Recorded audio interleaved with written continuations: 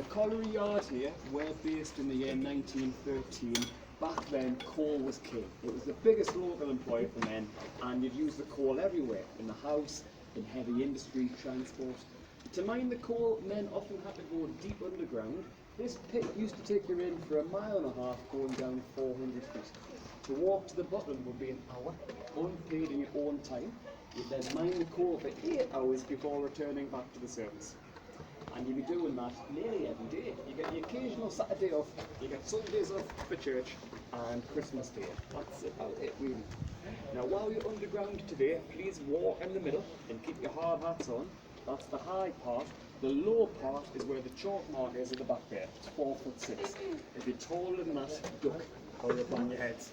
If you find it too low, if you don't enjoy it, you can turn around and walk out anytime. If you're all ready, let's have a walk. Here we go. Oh, scary. Caleb's way ahead, like. Ah, is it all of them way ahead? No, what comes from? Oh, it's cold.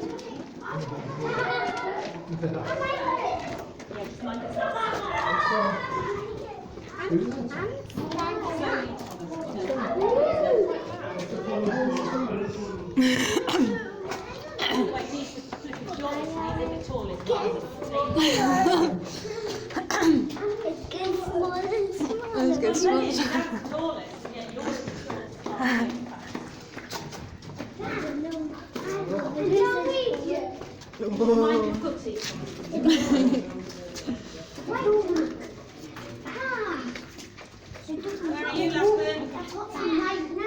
Yeah, so what here? Foot coming up. One in, one out. One in.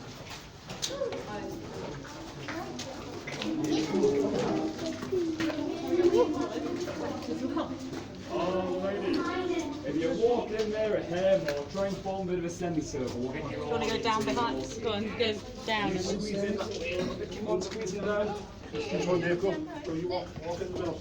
That works, yeah. That's the champion. That's ideal.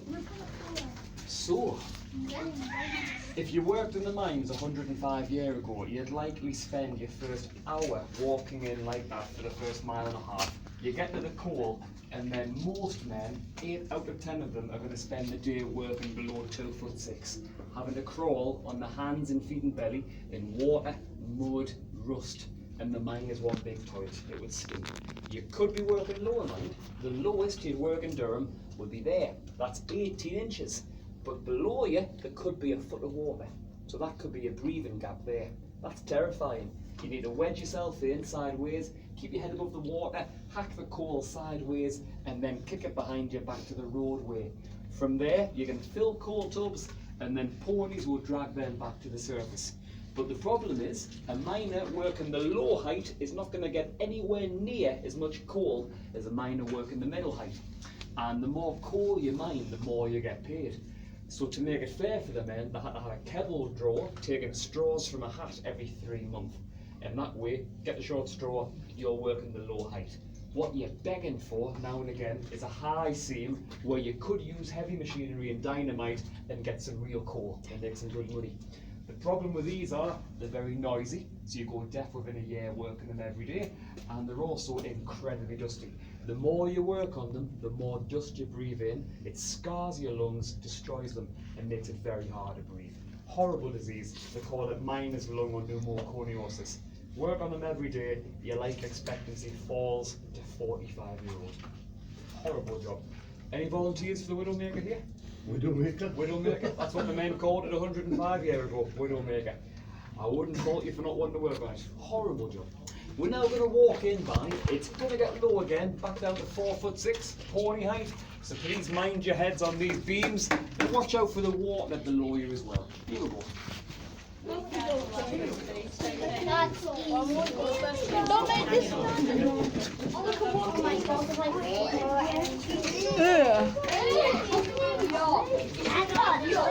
Caleb, don't be silly, just walk properly, please. Right, you walk slightly ahead of me then. Oh, I've got him a wet foot now.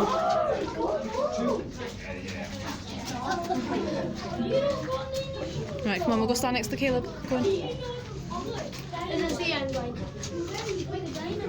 Is it okay if these two sit down there? Right, boys, you sit there. Go ahead. You sit there. You sit there, Jacob. Are you coming in? What is up there?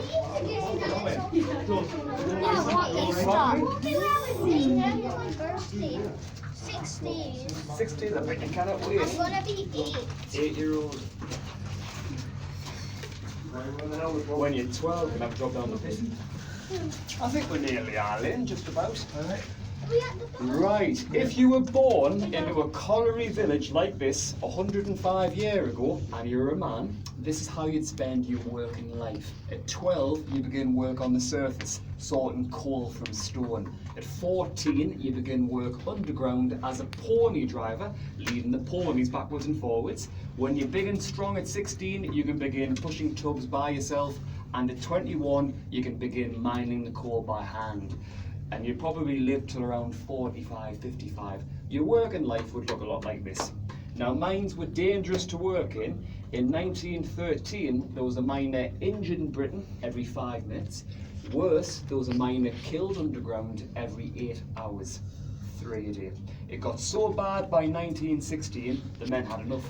30% of the men in Britain working underground left the job and joined the army. They felt safer working in the army during the war than working underground.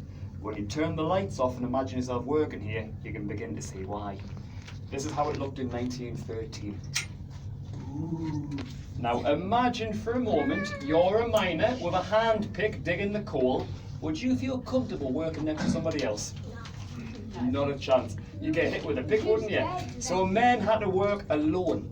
But imagine you hit too much coal and the roof caves in, and then you're here all day by yourself and no one knows where you are.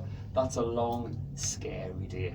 So this is why miners were so well paid. It's for the danger money. Now the way you worked it in 1913, if you were married and 21-year-old and you're working down the pit, your house is free. That's the biggest perk of the job. And your coal supply is free also. The problem you have is if you're killed underground, your family must have a 14-year-old son able to work at the mine, or you're evicted within a week. You have 1 week. This is why miners had the biggest families in Britain. The average family size in 1913 was 13. You want strong young lads working down the pit. If you didn't have a son able to work, you have one option. A widow had to remarry another miner within a week. And they did. We've seen from the census details, women were getting remarried 3 or 4 times in a matter of years. Men were doing the same. Because back then, even with the danger underground, men tended to outlive women by about 5 to 10 years, 100 years ago. Now, your biggest danger in a coal mine would be a gas called methane. When you're mining, that can escape. If it touches a candle, it could cause an explosion and blow the mine up.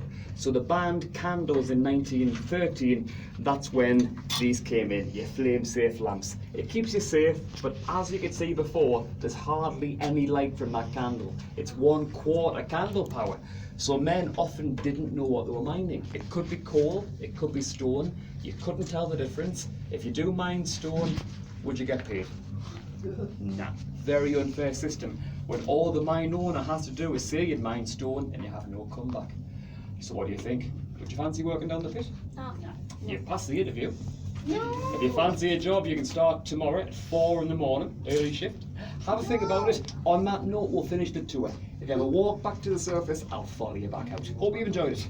Thanks. You go, Dominic. Mind the beans.